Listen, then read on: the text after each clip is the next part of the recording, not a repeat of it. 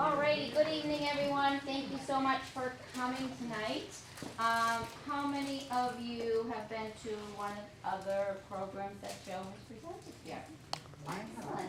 Well, if you're first timers, then you're in for a great surprise. It's wonderful. Wonderful, wonderful. So tonight is on Red Foxes. We do have a couple of programs for the end of the month for October. We have Awakening Chiropractic coming for sleep strategies on Tuesday, October 28th at 10:45. And then on the 30th, Thursday, we have a program called Discover Live, where we travel to other parts of the world. So we're going to England. We will have a live tour guide here. They can see us, we can see them, you can ask them questions. That's at 12 o'clock, so those are wonderful if you are available for that. The time always has to go with their timing and things like that. So that is the October. The November schedule is out. We have lots of great programs coming in November as well. If you are interested in any exercise classes here, we have a brand new schedule coming out in November. We have on Monday, Tuesday, and Wednesday, free live people. We have Joyce on Monday, Dottie on Tuesday, and Lonnie for yoga on Wednesday. The schedule is over there. And we even have a schedule for you to take home. So if you have not come to any of the classes, you want to give it a try. People are great there, right, Iris? People are great. So please help yourself.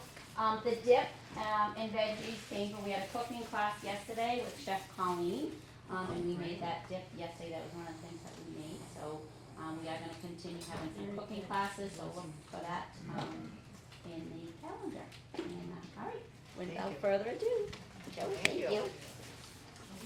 Thank you very much. You're welcome. Well, good afternoon. Thank you all for coming. I'd like to thank Patty for inviting me back once again. By way of introduction, I grew up in the city of Cambridge, Massachusetts.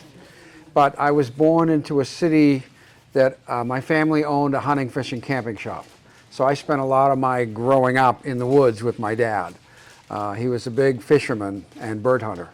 And when I was 11, I was the shortest kid in my class. And being a city kid, I'm not sure why my dad thought it was a good idea to take me on this epic one-day trip to go fish in the Dartmouth land grant. But he had an opportunity because he had a friend who was connected. So we get there bright early in the morning, we unlock a key, and we drive 22 miles in the wilderness. And the first thing I do is I step on a ground nest, and I've got about 15 bee stings. But I had enough sense. There's this ice-cold brook. So I step in that, oh, that's good. And while I'm feeling all that relief, a light bulb goes off in my head. I can follow this brook as far as I want and not get lost. So there I go. Now, I don't think I went a half a mile along the brook, just exploring, looking, listening, fascinated by being in the woods, when I come across the biggest thing this 11-year-old city kid's ever seen, a bull moose about 50 yards away.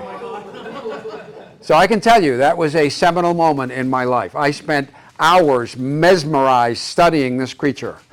And when I came home, the first thing I do is I went to the library, and I can remember the first book I came home with, One Day at Teton Marsh, written by an ecologist about all the fascinating life, never dreaming that here I am at age 70, I've made 30-plus trips out to the Tetons.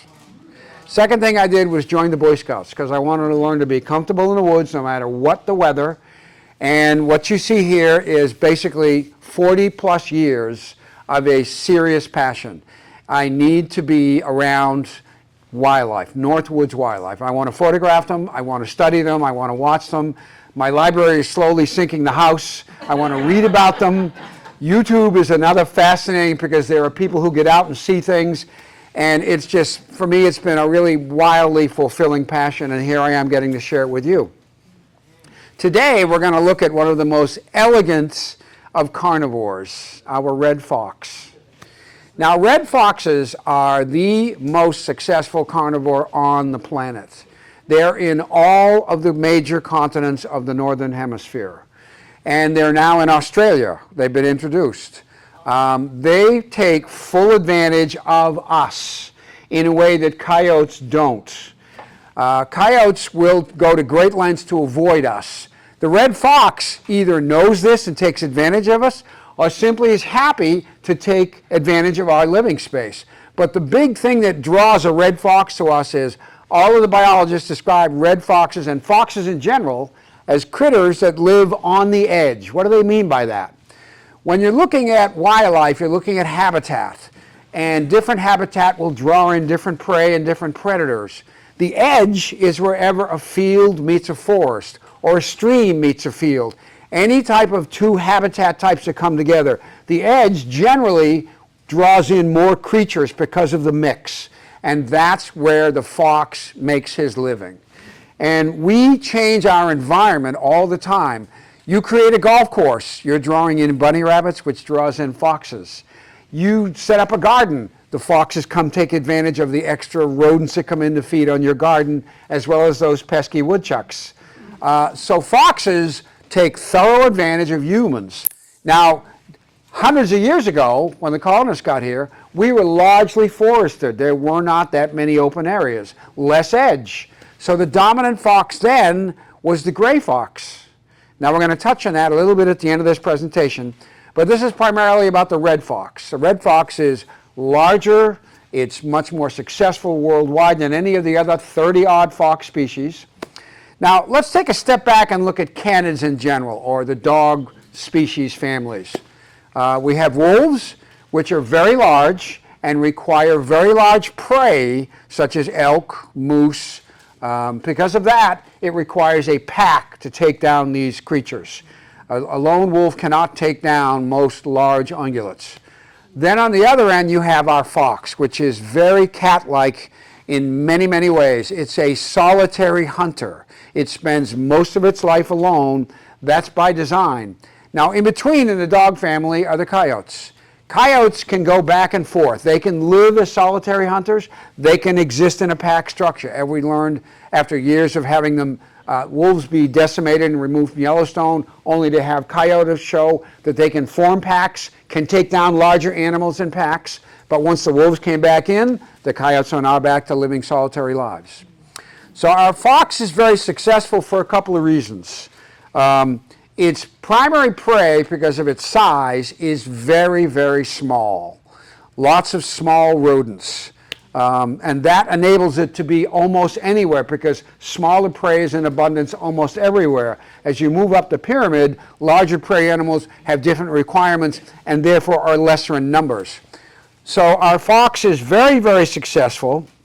These are a couple of shots I got while waiting for a ski trip in March up in Maine with friends who shared their house with us. And there's a fox right in the backyard and right on the roadside driveway. Foxes are happy to be in our company. They toy with us at times.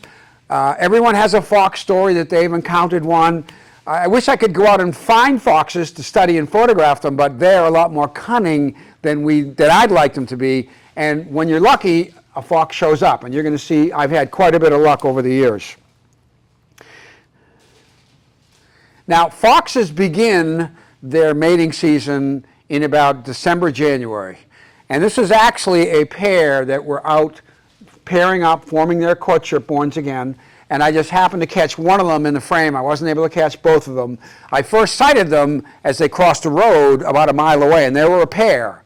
Now, again, they live solitary lives, but as they go through their wanderings, their physiological change come late December, they want to get together and have a family. And foxes are monogamous. For what it's worth, though, the average life of a fox is 5 to 7 years. So they live short, frenetic, fast lives. Female foxes at the age of 1 can give birth. So there's a lot built into them having young litters. A typical litter can be 5 to 7. It's not unheard of. They might have 9 in the litter. So foxes do their best to procreate, and it's always a very frenetic time. So what happens is, as winter comes on, and our fox is superbly adapted for it, with beautiful, rich, prime fur. They've gone through a period of a molt in late summer where their under guard hair gets refreshed. Their guard hairs are always coming into prime as late fall comes. Their tail becomes this beautiful, bushy, mink stole or down comforter they can spread over their face, loaded with warmth for them, and it's over a half the length of their body, that tail is. So they get together and they reform their bonds, and they do this by traveling together, hunting together. They will play together. When they're first drawn together, it's scent. Scent plays a very important role in all the dog world. They have glands around their anus that change throughout the year. They have other glands at their feet that give small, subtle sense to where they've been and where they're going when other foxes come into play. So once they've hooked back up again, so to speak, there's playfulness, and they're definitely going to work as a pair. Now the next thing that happens is she goes out and seeks not one, not two, sometimes 3, 4, and 5 den sites. And she does this knowing full well any one of those dens, if she gives birth, it could be flooded, it could be discovered by a predator, it could be disturbed by humans. So if she has a backup or a second or a third, she can move them and keep her family safe. So when I discovered this den was, of all things, 5 houses away from my house in the neighborhood. I live in Freedom, New Hampshire. Unfortunately, there was construction happening. I went back within a few days. She had already moved the litter. I never saw them again. I could spend days searching. All of my books by researchers tell you that you will spend a lot of time before you will ever find a well-hidden fox den. They are very cunning about finding spots where humans never show up. They can tell this by their nose, and that's where they're going to dig their alternate dens. But it was remarkable. So this is right on the edge of the fox kits beginning to come out and explore their world. Now our fox, and here actually is a shot in which I was going skiing one day, and here is a mother fox in the process of luring her kits to another den. This is right on Route 5 on the way to Freiburg, Maine. It was around 7 in the morning. Fortunately, there was nobody. I was able to pull off to the side of the road. Now you would think that she would grab the young by the scruff of the neck. No. Fox teeth are very different than all the other canids. That's one of our cat-like characteristics. They have very slender, very dagger-like teeth in their canines. So while a typical dog, wolf, or coyote could lift its scruff by the neck young, that would puncture their skin. So she has to sort of lure them. She lures them with toys or with food items, and it can take a long time to get them to go 100 yards because those kits think that they're leaving into danger. They think the safety of where they were is better than where mom wants to lead them. And some kits actually return and have to be lured back again. And there's even instances in the research in which mom will stash 2 or 3 at one den, 2 or 3 at another den. But dad thankfully comes back with food, realizes they're not there, follows the scent. Okay, she's moved them over here. Here's the other 2. So it works, but it's amazing what we're beginning to learn. This was an amazing sight to see. So this is just absolute luck. This is in Grand Teton National Park. I'd been there 7 trips in this fall, which is really spectacular. When someone convinced me to go in spring, it was a life-changing event. We were camped 5-minute walk from a fox den. How lucky am I? So every day they would have to drag me away in the morning and drag me away at night saying, Joe, it's too dark, you can't see anything, your camera's not going to work, come to sleep, we're going to get up early tomorrow. But that's the power of a fox den, because look at this cuteness. I mean, they're just adorable. Always the white tip on the tail. There are 3 color phases that red foxes have, the black, the cross, and the red, and they're like genetic eye color. You can have a family with different eye colors throughout. It's just genetically passed on. There's still a red fox. There's always going to be the white tip on the tail. And they are just the most playful of creatures. Now, very interesting thing happens in fox dens, and it took many years of research for us to discover this. When these fox kits are born, they're born with not a hair in their body, and they're born underground in a den. So they can't thermoregulate. They need mom's warmth. They also need her milk to start growing. So mom literally is in there for about 2 weeks before she'll even emerge. Now this introduces the importance of the dog or male fox. He's the one going to be bringing food, going in there to provide, because she can't afford to leave them alone. They need warmth and they need her food. For about 2 weeks, their eyes aren't even open. So while they'll stumble around in the dark, they do stay next to her.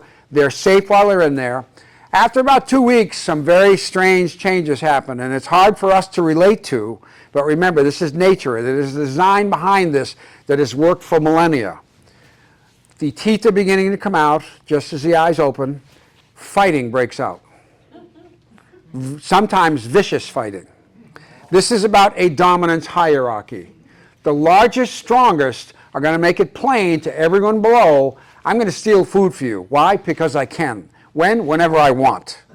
So the smaller will do it to the next smallest, and so on down. That means if both members of the fox, parents, don't bring enough food, they all won't starve, only the weakest will.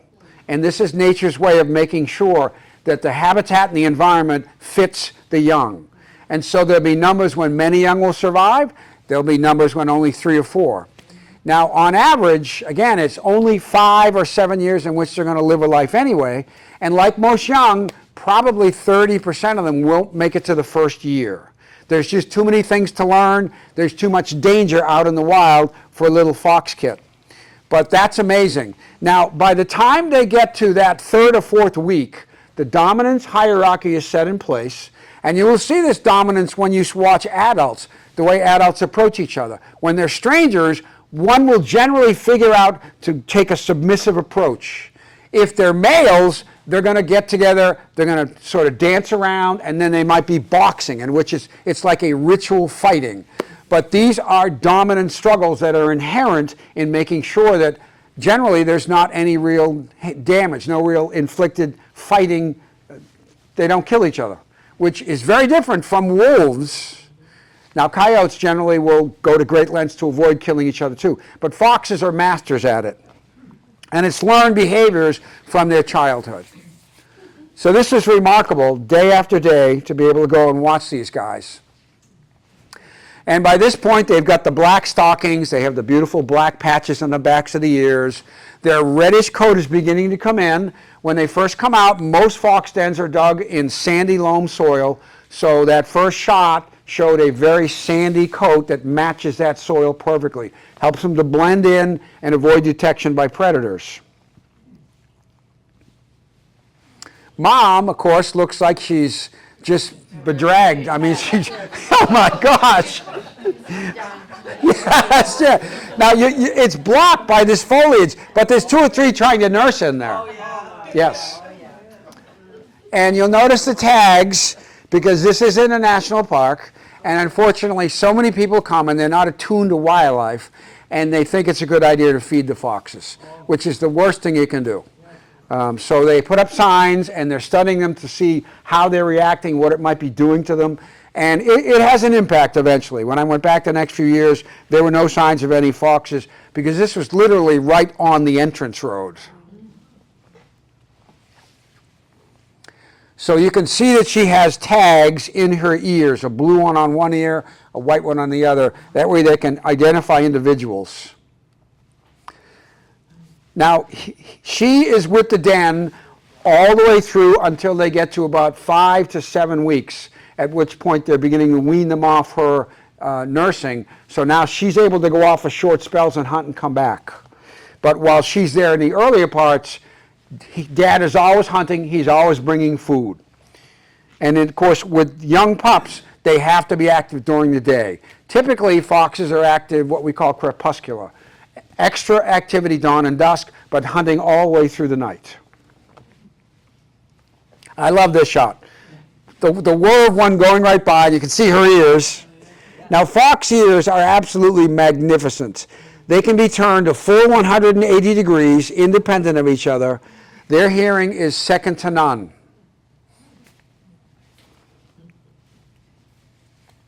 And fox kits are simply perpetual motion.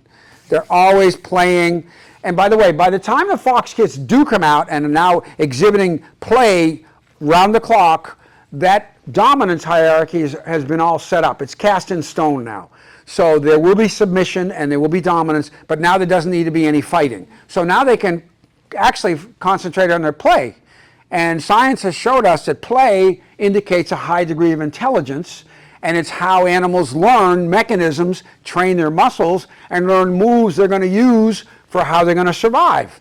And one researcher talks about how Dad especially would specialize in sneaking up on the fox kits, very cat-like, with his belly on the ground. He would wait until they're distracted and not facing him, take a few more steps. He would get within pounce distance and then charge and bowl them over.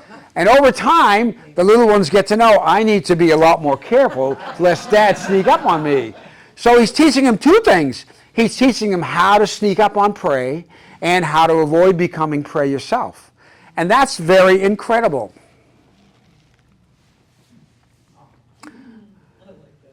Now, also, this is June, so she looks nowhere near as pretty as she will in September, October. Because again, she's gone through another molt, she's ridding the dense underfur, the guard hairs stay the same, but she doesn't look as full. She looks very much haggard.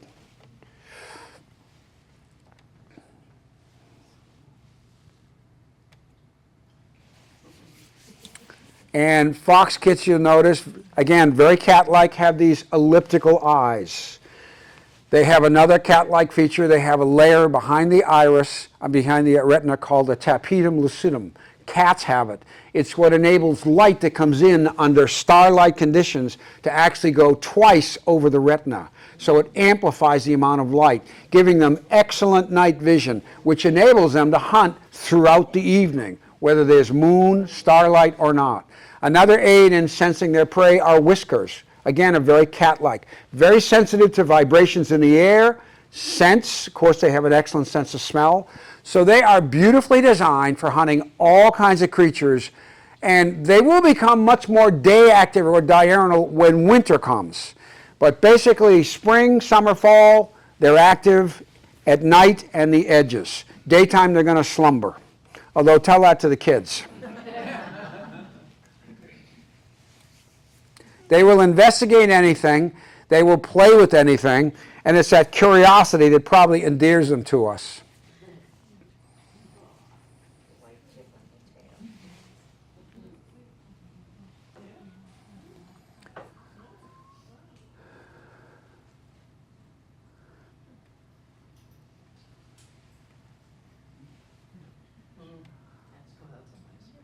So an average adult weighs about 15 pounds. The biggest fox ever on record was 24. An average life is 4 to 7. The longest ever on record was 12. It's very challenging to be a solitary hunter in a world where there are larger apex predators. You share that world with humans, which means vehicles, which take an awful toll. And there's a whole host of other dangers, as you're going to see.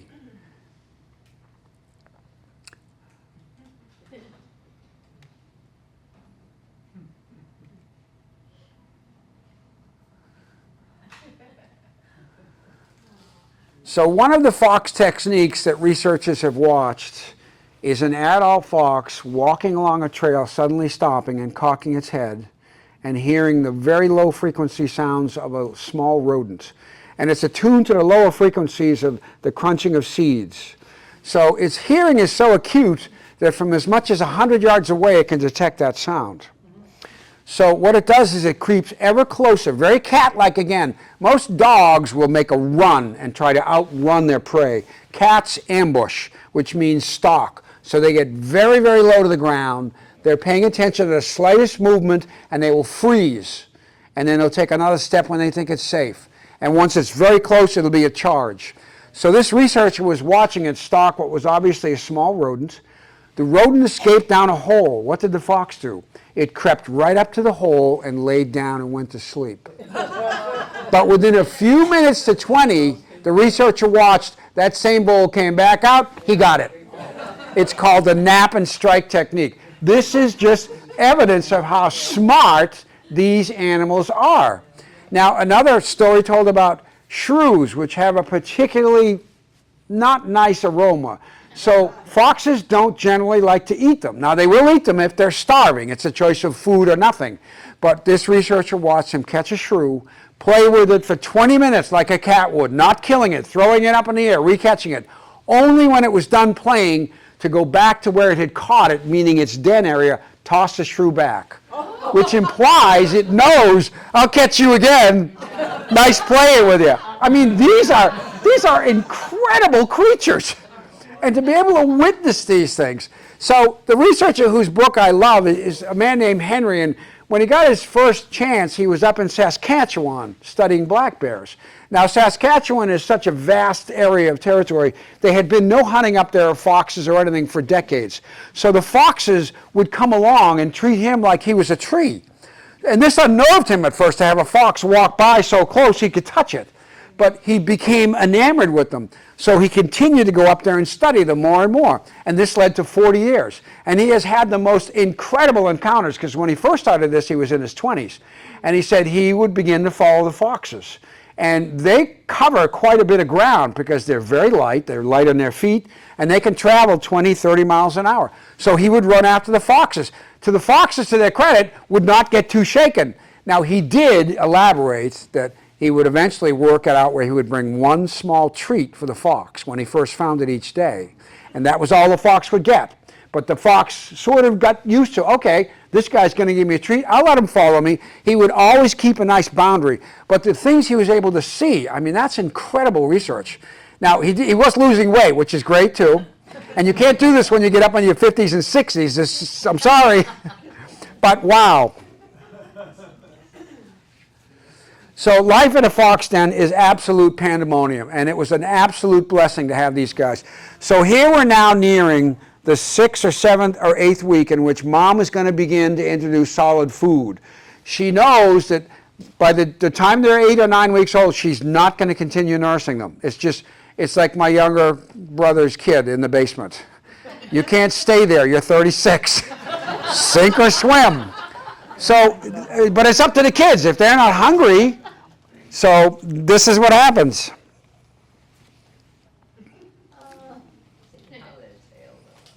Little dominance going on here, little submission.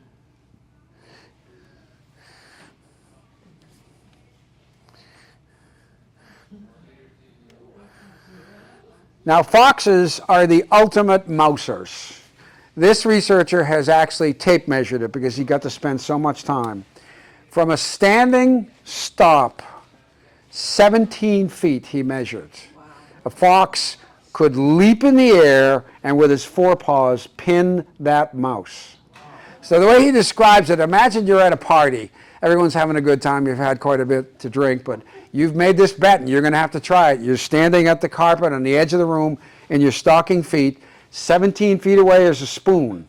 In between you and that spoon is a couple of couches and a TV. You can't even see the spoon, by the way. And the owner who made the bet has got a string tied to the spoon. He's going to pull it. So you need to leap in one bound to something you can't even see and pin it to the ground. And that's the capability a fox has, up to 17 feet. Further, that's on the level ground. On a downhill slope, because of gravity, they can do it at 25 feet.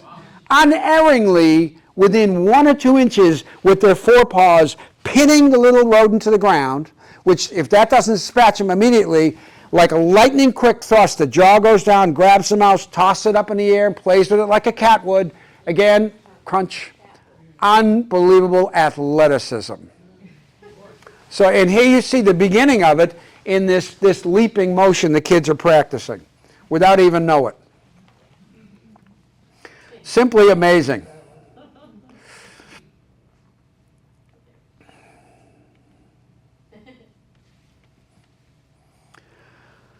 So mom and dad do the best they can for upwards of about 10 weeks.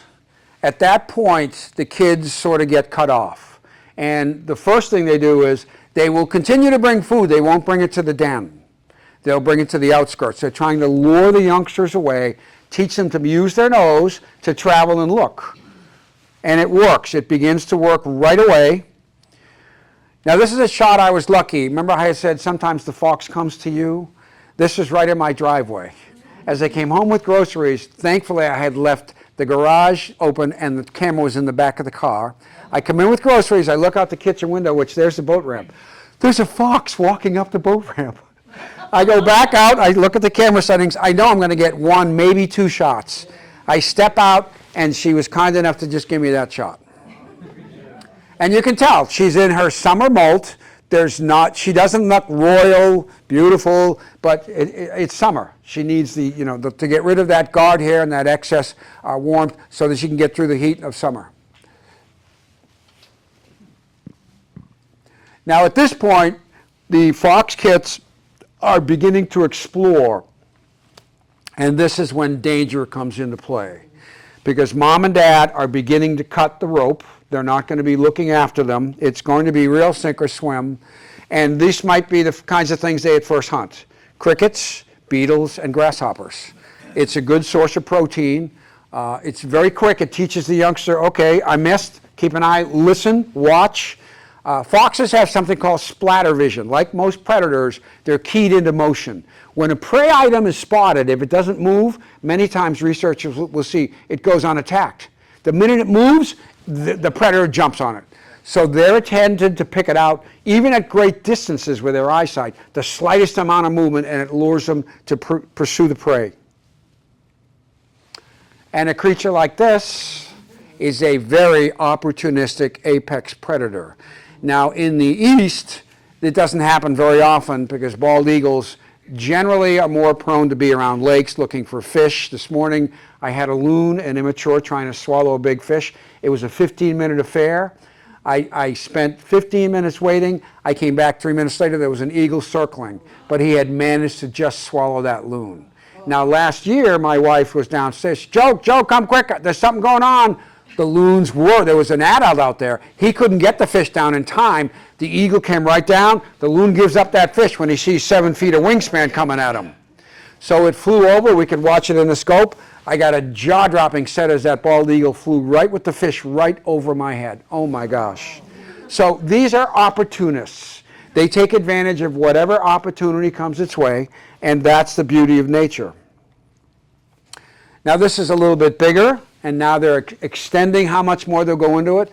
Now, instinctively, they don't need to be taught how to catch prey. It's hardwired into their DNA. There are some aspects of it that they'll have to learn. When it comes to catching a rabbit, that doesn't come that easy because of the ability of the rabbit to pin, turn, jump. So the fox needs to learn to match them and bring a little strategy. But most other creatures, the fox is readily adaptable to learning very quickly. Here's another danger, great horned owls, especially with these fox kits being active at night. Danger is not heard from above with these creatures. They fly in silence. Thankfully, it's all over in seconds with 500 pounds per square inch of a great horn's talons, and that's a nice sustenance meal if this one has owlets. Now we're much further along. These are probably at 9 or 10 weeks. And Dad also plays a part. He begins bringing less food. So with less food, the youngster has, okay, I'm not going to starve. I got to go find my own. And that finally bridges the gap. Now what happens first is it's the immature males who leave. And they wander the farthest. They're looking for a territory that's free of other set males. And they do that following scent. And wherever a fox has a boundary, they put scent down by urinating that much more on all the boundaries. They'll scent mark in the middle, but a fox knows when it hits a boundary because of the preponderance of scent. So it can cross it at its risk, but it's got to find a territory that's free so it can settle down. The females are second to leave, and many of them don't actually leave because the female, the vixen who gave birth to them, generously allows them to stay in the area. There's not any real competition. And many researchers have talked about 2 and 3 females who will stay as helpers. Now, when next breeding season comes, there's only going to be 1 alpha female. So those helpers are not going to get bred, but they are there to help rear the young. And they will babysit, they will bring in food and regurgitate, and it's almost like they're getting a training session for how to do their own family later. Should something happen to that alpha female, those helpers can step up and they will be, one of them will be the breeding choice next year. So it's amazing how well they work it out. And these guys just have real personality. I mean, you just need to look at them for a few seconds.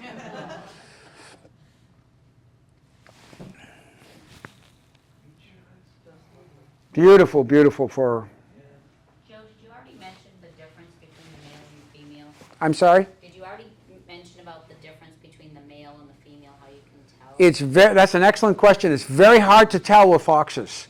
There's the slightest amount of size.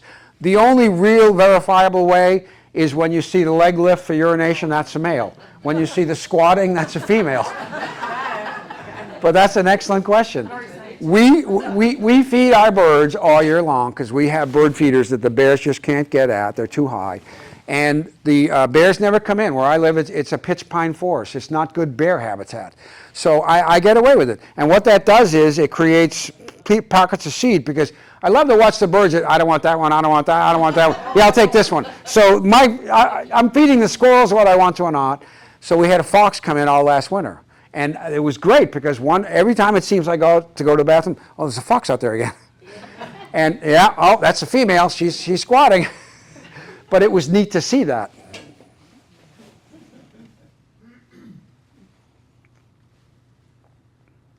So this is on the menu, any of our smaller snakes.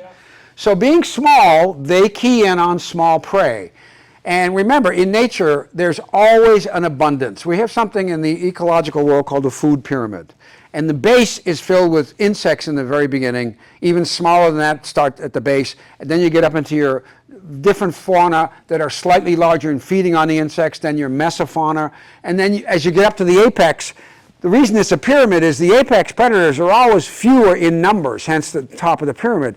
So our foxes are in the meso section, and there's a good amount of them, but they feast on the base. So there's always going to be many, many large numbers of the prey animals. And that's the way nature works. It's self-refreshing. And it's hard for us to think when you're going to, see photos of a bunny rabbit, but remember, there's never going to be a shortage of bunnies, are there? Rodents. Rodents are really the be-all and end-all for foxes. There's 19 to 20 different rodents we have around here. There's a variety of species out west. Larger rodents such as muskrats, woodchucks, they fit the bill. The better a fox is at hunting, the more it's going to survive, the luckier it's going to be, and it's going to have more young. But rodent numbers, as we all know, go up and down. So this is the key role that our predators play. Instead of big, huge sweeps, which can lead to too much and then too little with crashes, they even out those ups and downs. So predator needs prey as much as prey needs predator. And that's the beauty of nature.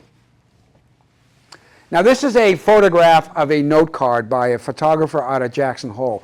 This shows you exactly the act of a mousing fox in Yellowstone.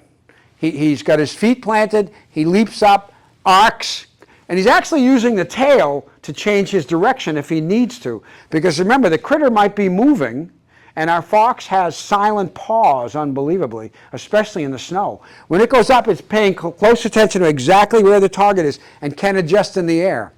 This was an amazing card he put together. That's about 6 shots per second.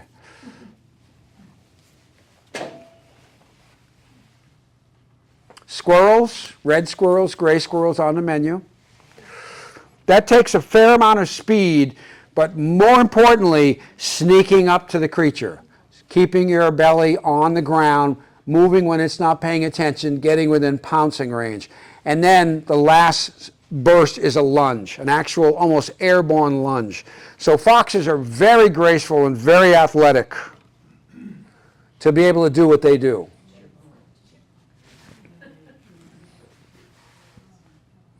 Bunny rabbits take a lot of patience and a lot of skill.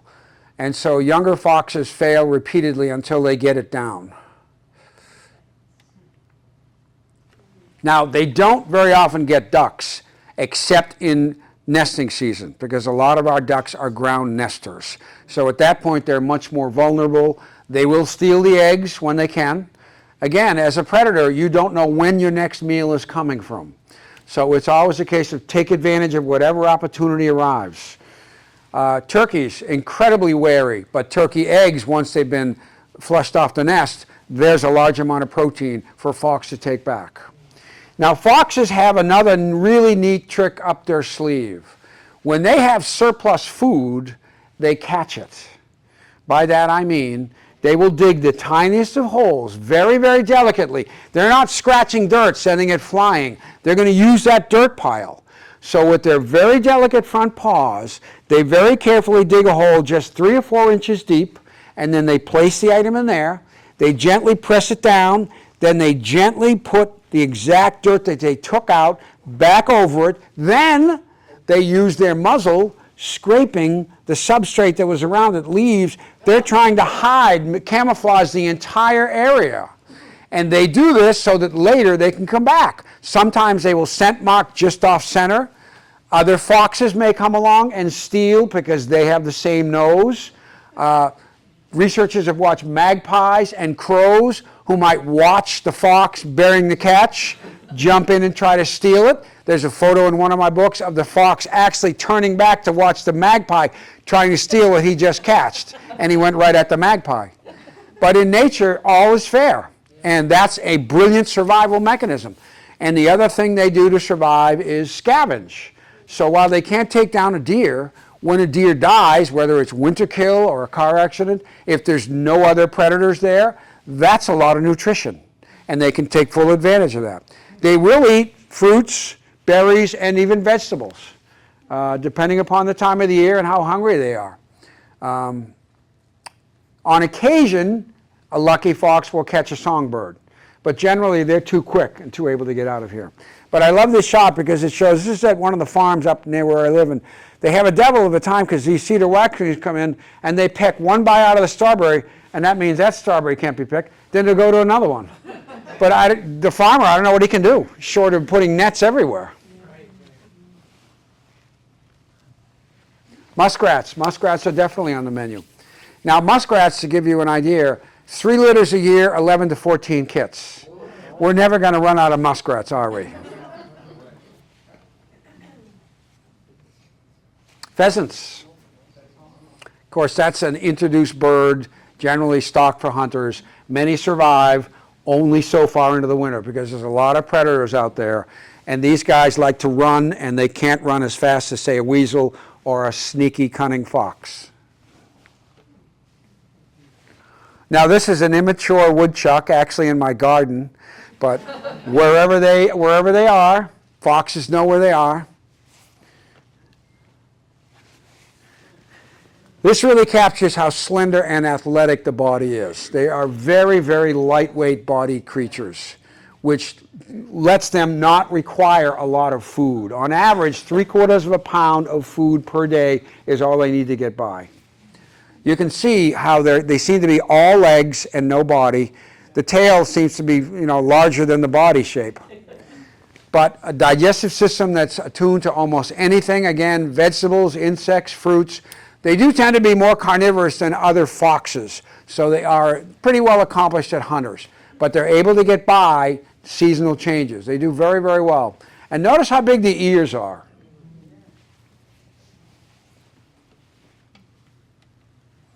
And this is actually on a Montana golf course. We were camping on our way across the country. There was a beautiful marsh. As we left the marsh, we drove by the golf course. Here's the fox. The groundskeepers, yeah, we see him out here all the time. I will guarantee you there's rabbits on this golf course, and this is a very well-fed fox family.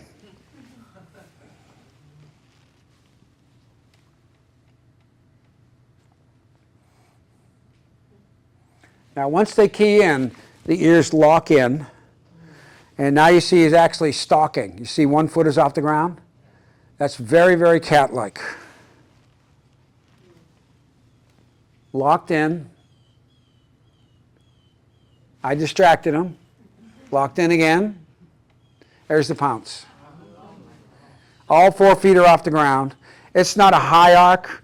It was probably 6 or 7 feet. But he got it. Yeah.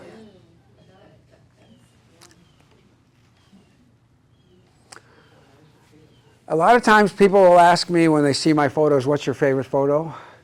I have to tell them the one that got away. One day, my wife and I had a plan with another couple. We were going to have it was a Memorial Day get-together. So my job was to go to the dump in the morning. I had 15 minutes. I was just downloading my camera, too. I should have said, take the camera. I didn't take the camera. I drive to the dump. Now the dump is 5 minutes away from a spot that I'd spent about 3 weeks being tortured by a kestrel, our smallest falcon. He would stay in the back of the field. He wouldn't come anywhere near me until in the latter few days he'd come 150 yards away in this little tree. So I thought, I'm here, let me just go see if the kestrel's there. I park the truck, I get out, the sun is behind me, it's 10 o'clock in the morning, it's spectacular lighting. The field is a gorgeous sea of green, and a fox comes out, crosses the road not 50 feet away, stops in the field and starts mousing. He comes up with a mouse. He crunches it. He goes a few feet. He mouses again. He drops the first mouse. He catches the second one. He must have done it 20 times. Not facing me like the last shot. Side view. Gorgeous lighting. He must have done it 25 times. He came up with 5 rodents. He had them all in his mouth, and he's trotting away, and he stops and he turns and looks at me and says, "No camera, huh? That'll teach you." So obviously he has a den in the backwoods, and he's bringing lunch for all the youngsters. But oh my gosh.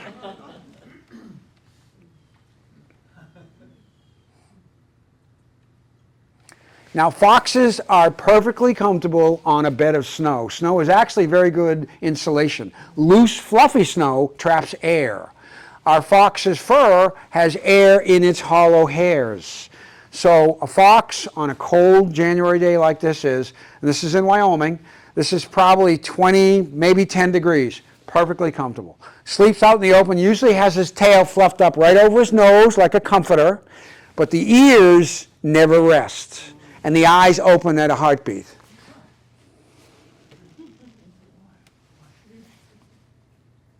Just a beautiful, beautiful animal. There's a cat stretch.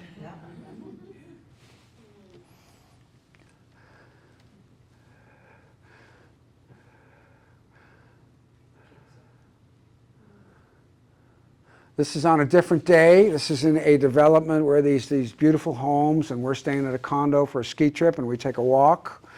And this one was sleeping too, and I have too many photos of sleeping foxes. So my lovely wife, you can't tell, but the fence is only 20 feet away. She's tossing snowballs. And the fox hears just the sound and gets up to investigate in case it's going to be a quick meal.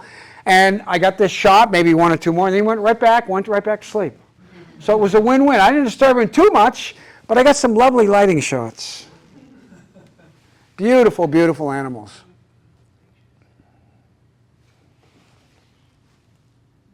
Right back to sleep. Curled right up, went right back to sleep. And here again, he's in this development, and he's there all year round. So when all the people are there, he is too. Very, very comfortable. I will meet people who say, "Yeah, we had a fox den under my porch." Oh, what color green am I? But that's what happens with foxes. They will share their lives with you for a period. Now, the last woman I met did say, "Yeah, we thought it was great until we decided to open the pool." Well, what do you mean? We went into the shed, which is right near where they were. I didn't know what they were doing with all the carcasses. They were in the shed. Now, foxes do have very strong urine scents all the way through the breeding season. So I can understand her not wanting to have them nearby anyway. But what a treat to have them right in the backyard, because she got to, day after day, she could watch the kids playing right from her porch. All right, this is in Grand Teton. Now, this was a fox who came right through the campsite at 6:30 in the morning. So I knew this fox has been fed. He's going campsite to campsite looking for the next person that's going to feed him. This is bad fox behavior.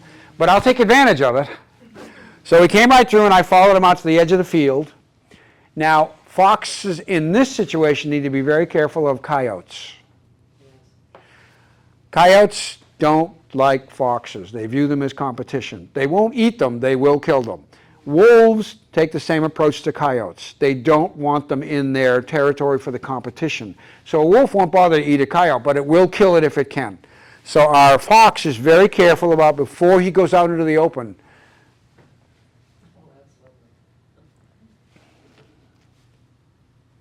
searching everywhere. They leave no stone unturned, using their eyesight or their hearing or their nose. So this is a western coyote. Notice how slender it is. Notice also the collar, the black on the saddle. That's always indicative. It's the same thing on our eastern coyotes. But notice how the typical western coyote, I mean the real coyote, has a very slender profile to the nose, similar to our fox. This is an eastern coyote. This is in Jackson, New Hampshire. This has some wolf DNA in it. I can almost guarantee you that. Notice how much foreshortened the muzzle is, slightly wider the skull is, and while it still has the black shoulder patch there on the saddle, we, under our pressure, did two things to coyotes. When we went to war with wolves and succeeded to our horror in the east, we tried to replicate it in the west. We also took it to the coyotes. The coyotes are still laughing at us because coyotes took their blood size from 7 to 10 up to 12 to 16. So while we were trying to eradicate them, they were fighting back by having more pups. Then they took it up another notch. A wolf and a coyote have a 1% DNA differential. They can interbreed very successfully. Unlike a domesticated dog who will happily impregnate a coyote but won't stick around to feed the pups, a wolf-coyote mix will work. And that's what coyotes did somewhere on the west. And they did that near the Canadian border. So once this took hold, the wolf-coyote hybrid, and it worked its way across the eastern seaboard, it hits the East Coast. Nature hates a vacuum. We had, at the beginning of this country, we had two candidates here. We had foxes and we had wolves. The coyote was never here. The coyote's a western open plains animal. But we created the vacuum, and further, with all our opening of all the fields all the way across, we helped some coyotes under that same pressure simply move east without the wolf combination in them. So when you see coyotes here, they may be all coyote, or they may be like this one, somewhere between 70, 75, 80% wolf DNA in that animal. Now it's a coyote, but it's a wolf DNA coyote. Very different animal. Here to stay though. Now you really see, this is in Arlington, Massachusetts, on a golf course. There were 5 of these. They looked like German shepherds. That's how big they were. Full-bodied they were, heavy, wide muzzles. A wolf has a skull designed for crunching bone. Foxes and coyotes can't do that. So you see a little bit of that in here, in the width of the muzzle, the foreshortened muzzle, and look at those eyes as well. Beautiful, spectacular animals, though. All right, these are western variants of our woodchuck. These are yellow-bellied marmots. These are a couple of youngsters. On the menu for foxes. So our fox goes about its days constantly on the search for food, taking advantage of whatever it can, burying some for surplus, finding carrion, avoiding danger. It's a very arduous life, which is why, again, 5 to 7 years generally is about all a fox gets here.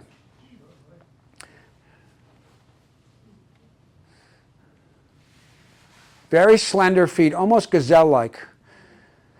Very fast. There's another wonderful story in the opening pages of Mr. Henry's book about him and another naturalist on the edge of a field. The naturalist had actually discovered a fox den. So they're on the far end of the field with scopes and binoculars. And they spent 3 hours. They're about to break into the thermos of coffee when a fox appears on the side of the field. Suddenly, 2 coyotes appear in the field. And the fox approaches not towards the den, towards the coyotes. And it's taunting the coyotes, who then come out and break into a run. And it seems that the coyotes are gaining on the fox until he leads them far enough away from the den that he puts the afterburners on. And now you see how lithe it runs, how beautiful, lightweight, buoyant it is, and the coyotes are lumbering and they give up. But then the coyotes try a different technique. One of them slips into the woods and disappears. The other one comes towards the fox again, who didn't disappear from the scene because he knows, he knows the den is nearby. So it needs to lure the coyotes away again. So again, now it's just a lone coyote and a lone fox. The coyote is trying to maneuver the fox the way it knows where the other coyote is, set up an ambush, because that's how savvy coyotes will work together, unlike foxes. But the fox is up to it again because he doesn't take the bait. And he eventually goes towards where he maybe suspects the other coyote is, luring it out. Again, a chase pursues. He leads them away. Now, for that day, as the researcher said, it was foxes 2, coyotes 0. However, 10 days later, they revisited. They found a dead cub with marks in its chest from a coyote that had killed it. So she had moved them, but either the last one didn't get moved quick enough or it came back. So it's a war between foxes and coyotes, as it's a war between wolves and coyotes. But they are very, very successful and still going strong. And the most successful of all our canids worldwide. Badgers. Badgers out west are a threat because they will find a den. They will eat the kits. They're no threat to the adults. Interestingly, badgers and coyotes will work together on a winter day, but not with the fox. And by the way, fox dens are beautifully designed. Many of them have 2 entrances and exits for safety. And many of these have been in use for decades because they're in out-of-the-way spots. We don't get to see them. And the foxes may not use them year after year, but if there's not enough, if there's no extra scent there and they come upon it, they can refurbish it and will happily reuse it.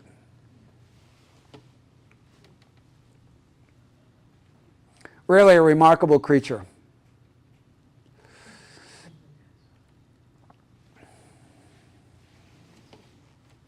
How large is a den? A den hole is about that size only. A coyote gets another 4 to 5 inches. A den can be 4 or 5 or 6 feet deep, 3 or 4 feet tall, but there are multiple chambers. And they try to design it so that flooding can't do its job, but they have limited success sometimes. They have multiple escape routes and multiple chambers. It's not quite big enough that we could get in there. They have to sneak cameras in there with poles and set them up. Excellent question.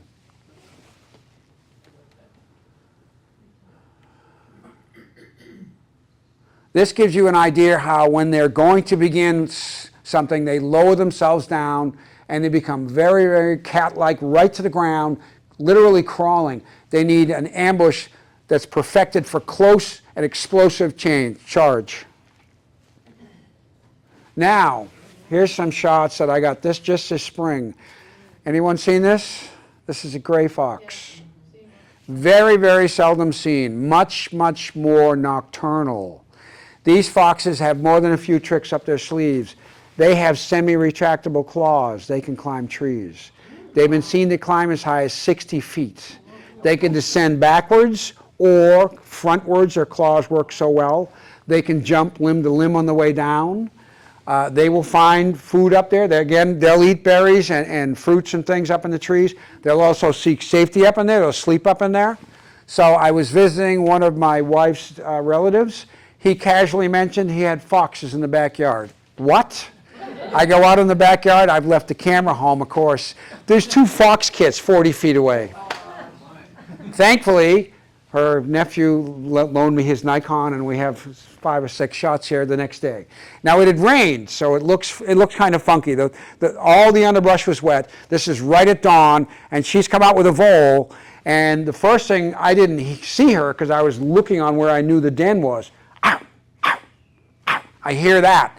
And she's got a vole in her mouth.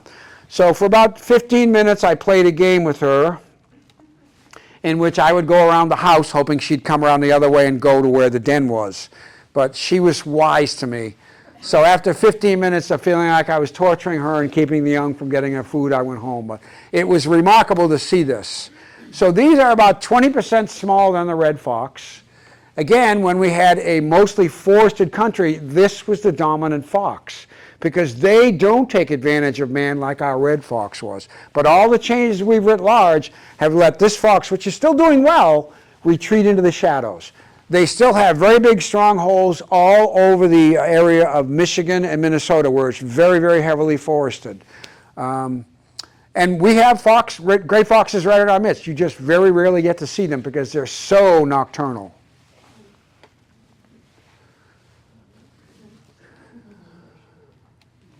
So she finally catched the food she had, the rodents, and would come at me and she would be barking. And then she'd sneak around the house the other way, and I was thinking, well, if I'm behind something, she knew I was there the whole time. Very, very smart. Black stripe along the whole back, ending in a black tip on the tail. Very grizzled gray. These foxes don't run as quickly as a red fox will. They're more prone to hide by standing stock still. Their coloration blends in beautifully with tree bark and our eastern forests.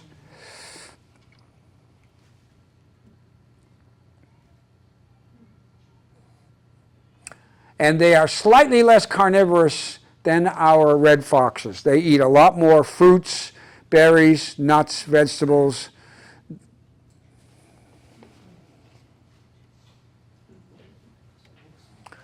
Well, I hope you've enjoyed tonight's presentation. Thank you very much.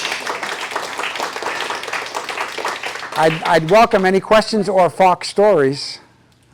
You said that they mate for life, but Yep. do they stay together, or do the male and female separate after the ones have been raised? Here's the way it works. Once they may establish a pair bond, they're going to raise a family that spring. They'll drift apart at the end of fall. By about winter, they're going to reconnect those bonds, as long as they're both alive, because they're still going to be working on a boundary area. They're going to share it. So it is a lifetime bond. About a year ago, I have cameras, so I saw one fox. It was like 2 a.m. for like a week straight. And all of a sudden, there's 2 fox, and then about a month or 2 months later, there's a whole family. There's like 3 kids following them. And I watched them every night for it's been about 7 months. In the last month, nothing. Yeah.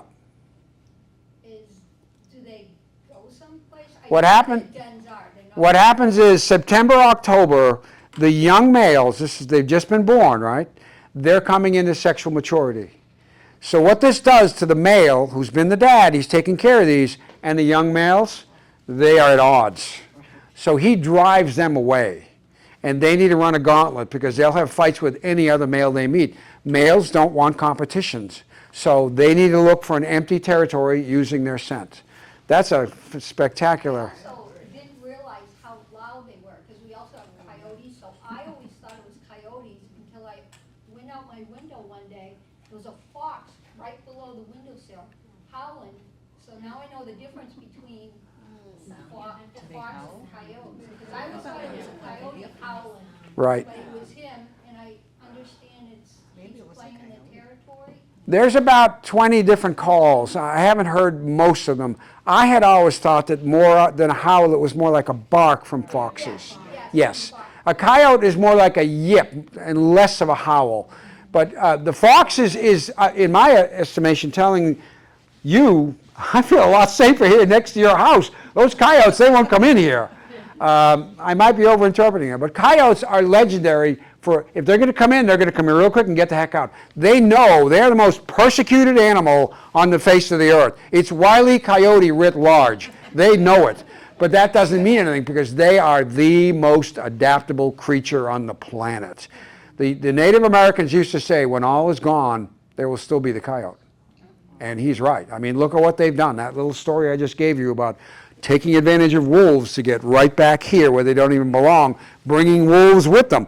I do a coyote presentation, and I finish by saying, okay, what would you rather have? The wolves we always did or our new coyote wolf? Because it's one or the other. Yeah. You don't get to choose anymore, though.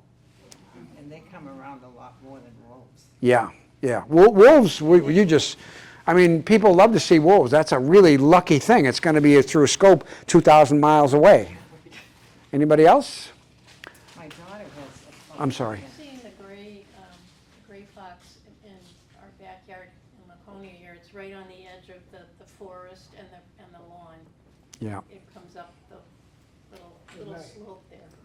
Yeah. You never had. We have a camera that catches. Okay, yeah. So it's nighttime.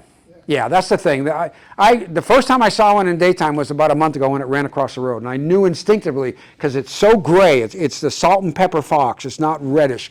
Well, there's a little bit of red, and the downward sloping shape of the body, and the slightly smaller stature than our red fox, and always the missing white tip on the tail. But it was moving so fast. But the gray. Anybody else? When I was just in Montana, the place that my daughter was staying at, the condo, there was a red fox, and he would just come right up to the slider. He'd sit on the table, up near the grill, and when they were leaving, they left the slide open, and he came right in. Yep. Right in. Yep. And they were like, Yep. And they went right out. Yep, yep. But Now, he's beautiful. now they'd never fed him. They never fed him, No. but obviously Someone else might have, yeah, because usually, yeah, His feet, I mean, he was just hanging around. If Right. we were outside there and he was like where you are. Right, just right. there. right. Yeah. Has anyone ever tried to make a pet out of it? Excellent question. There are documented areas that are to this day, Russia has a silver fox domestication program going on right now in Russia. Now, other pockets of people have domesticated foxes. You just need to know, foxes urinate on everything. Your home is going to become they're going to urinate on everything. So as cute as they are, I don't think I want them. And it was astounding to hear the woman talk about how bad, this was a different woman. She actually runs a presentation thing I do down in Rockingham County. And she has a small little beautiful cabin. She calls it the ghetto of Center Harbor because it's a tiny little house. But it was been there probably, and she loves it. But they had foxes denning on the next door property under the deck. And I asked her about it this year. Did they come back? No, I was really glad they didn't. Why? They smell. They really, really smell. Now she's, in close proximity to it, so she would know. And I was reading again today that they urinate on absolutely everything. They mark food catches. They mark their boundaries. If you have them, they're going to mark everything. Another question or story? Yeah, I was just gonna say, how long are they pregnant for? It's only about 50 days, which is why the young are born helpless and naked. It's a lot like that with bears, which have a very similar short gestation. To save the effort of gestating in utero, when it's out, in the den, it can grow, and it's safe in the den. It's a unique strategy. Kittens, What's that? cats, aren't the kittens born without much hair? Yes, right, We had an experience with right, yeah. that. Mhm. Is the urine smell of a fox kind of the same smell of like a bear? Would it be similar to a bear? You mean scent capabilities? Well, just the actual urine smell, would it smell also like a bear-like or? Bears really don't have much smell at all. No. Fox scent, when I was at my shop, fox scent could be used to camouflage things to lure in critters that would be confused. And fox scent, they say for months it will remain. You almost cannot get rid of it. And bears have almost no scent. It's amazing. Anybody else? The picture of that fox might get really, that face reminds me more of like a cat, like. That's why the program is called the Catlike Canine. They are very, very cat-like. It's like a fisher to me. Yeah, yeah. And the elliptical eyes and the very delicate and the movement. When you watch them move, I mean, a coyote has a loping style. These things are very elegant and graceful in their movement, and very cat-like in their quick, agile reflexes. Very, very successful. Okay, one story I had a long time ago, we had a fox in our yard. It started making, it was late at night, and my children are young, so I'm like, come to the window and see this beautiful fox. And then I realized this fox, it must have had some kind of, maybe it had rabies. Or It mange. didn't look good. Mange. It had mange. Yes. And it wasn't afraid. I'm trying Yeah. to scare it to Yeah, leave the no. yard. Did you And- call the authorities? I don't know, this is a long time ago. Okay, All I know is yeah. I closed the door. Yes, yeah. Everybody stayed Yeah, inside. It was something wrong with that. They do get mange, which is a mite, which causes hair loss, and it's a slow, painful. They can recover from it, but not generally. They also can carry rabies. So it's a good idea if you ever have that kind of behavior, call somebody. They'll trap it. They'll get rid of it. Yeah. But it's not typical. It doesn't happen very often. We had coyotes in the area, so maybe the coyotes took care of it. Yeah. Well, thank you very much for coming. I really appreciate an opportunity to present for you. Thank you. So, the first row of people do not have to put their chairs away. There's someone that's coming in for a presentation. Lucky you. Is this the gentleman that will be doing this? Aren't there mink here in New Yes. Hampshire? Okay, because we've Are you seen on the an water? animal down at the waterfront. Yes. If you have water, you have mink. And we thought they were mink, but I think, I wasn't sure. Are they a beautiful dark brown? Yes. And they're only about this long, Yeah. and the body's like that big, Yeah. and they're gorgeous. We've seen them, we've actually been sitting on the dock and seen them come up out of the water with the fish in their mouth. Yeah, they're very, Go yeah. up. Good for you. Yeah, yeah. And in the daytime? Yeah, Yeah, okay. Wow. I was to make sure that's what it was. right. I woke up one night in the middle of the winter when the full moon was out. Yeah. I look out my window and a gray fox went right across by my house. What But a- it had to be a gray. Yeah, what a vision. Tell you in the moonlight. Right, Just right, looked- right. Whoa. What a I don't great, know what woke me up, but it was so wonderful. Yeah. He was just doing it just then. what an amazing, thank you. Oh, yeah. Yeah. And one had kittens underneath my brother's Oh, back boy. porch. Yeah, And you could look out the bathroom window and watch them playing. yeah, oh my gosh. I wish we could have taken pictures. Yes, yes, wow. There's some kittens out there. He called them kittens. I said, Yeah. what are you talking about? And there's ferns growing there, and they're playing around in their house. Right. And I said, oh my goodness. Great story. Thank you. Thank you, this was a wonderful. My presentation. pleasure. Thank you very much. Led a very, I would say, lucky life to be able to spend that much time in I've in been nature. blessed. I've been Yeah. absolutely blessed. Good for you. Thank you. Wonderful. Thank you very That much. was enjoyable. Thank you. Learned a lot. Thank you. I never knew that they climbed trees. Oh, yeah, only the gray. That's the only, yes. Amazing. Thank you. Okay, let's see. Someone's talking about who's bad, who's bad. Wow. Well, I appreciate it. It's either this or this. You wanna take a? you can if you I want. had one. Okay, no, I'm good. I just I'm ate good. it. I just ate them. You have You your, can leave the front row. Did you get paid yet? yeah, I have it. Okay. What about your little thumb drive? I got it already? This, Oh, good idea. We'll leave them that. We shouldn't take that on them. Good idea. did you see It it? might squeeze off somehow. Got it? But you got your thumb drive? Oh, thank you for that. That's You're welcome, gotta have that. Let me shut this